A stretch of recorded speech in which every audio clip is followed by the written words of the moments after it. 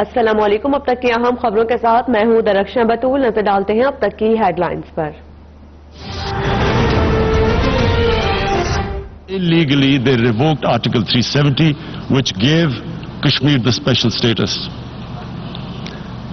They got an extra 180,000 troops there. Total number of security forces in Kashmir now are 900,000. And they put 8 million people of Kashmir under curfew. वज़ीर आज़म इमरान खान ने general assembly में भारत का मकरूह चेहरा बेनकाब कर दिया। कहा कि 80 लाख कश्मीरी 55 रोज से जानवरों की तरह बंद है। 9 लाख भारतीय फौज कश्मीरियों की नस्ल कुशी कर रही है। 30,000 नौजवान गिरफ्तार हैं। कश्मीरी औरतों की इज्जत गैर महफूज है। मजालिम से तंग कश्मीरी हथियार उठाएंगे और इसका इल्जाम भारत पाकिस्तान पर लगाएगा। ये वक्त अक़वाम मुत्तहिदा की आजमाइश है। कश्मीरियों को वादों के मुताबिक हक़ खुद इरादियत दिलवाया जाए।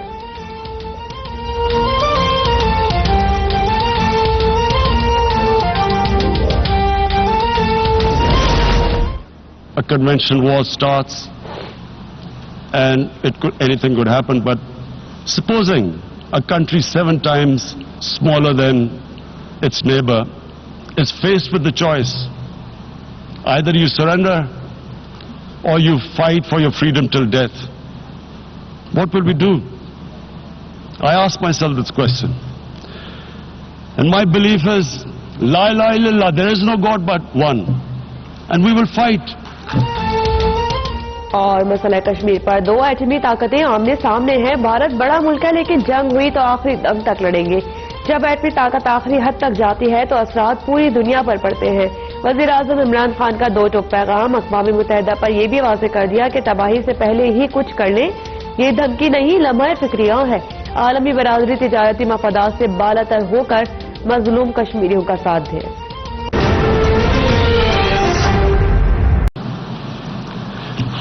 Mr. President, Honorable Secretary General, Excellencies, ladies and gentlemen, I feel honored today to represent my country at this forum of world leaders, where we have a chance to discuss problems that the world is facing. I want to talk about a lot of problems, but just 4 today.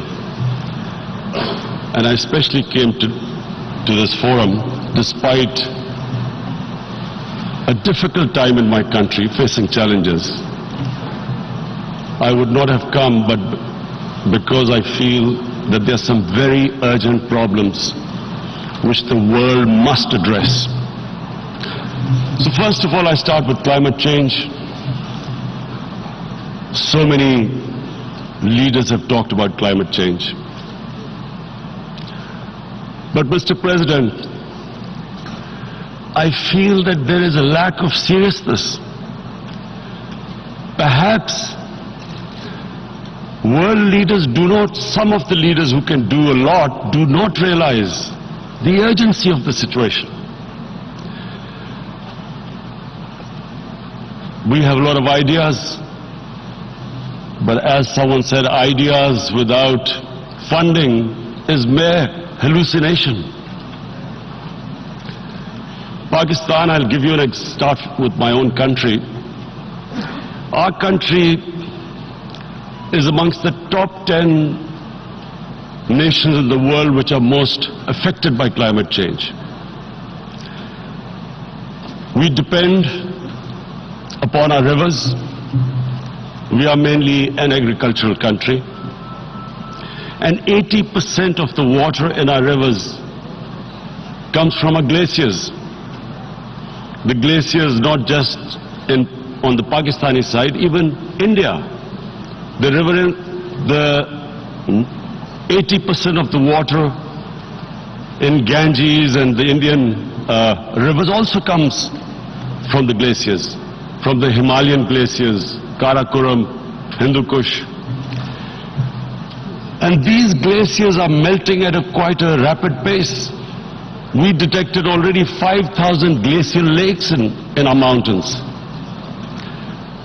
And if this keeps going, if nothing is done, we are scared that humans are facing a huge catastrophe. In my country, when my party came to power in the province of KP, we planted 1 billion trees in 5 years. Now we've set ourselves a target of 10 billion trees in Pakistan. Idea being to counter this, the effects of global warming. But one country cannot do anything. This has to be a combined effort of the world. My optimism comes from the fact that humans, the Almighty has endowed humans with great powers. We can do anything, provided our survival instinct is stirred up. And this is really what I hope that the United Nations will take a lead in this. There must be more emphasis. Richer countries must be pushed.